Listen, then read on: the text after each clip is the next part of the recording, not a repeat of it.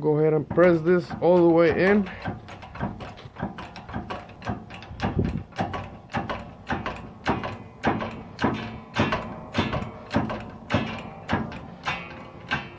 And there we have it. We have a new bearing installed.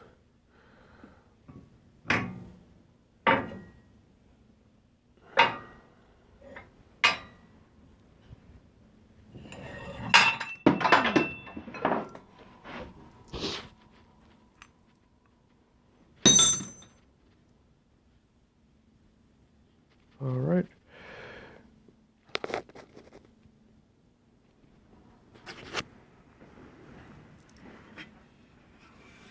That's the final result of pressed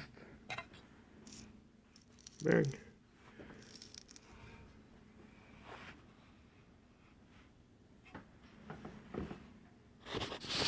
Alrighty, thanks for watching.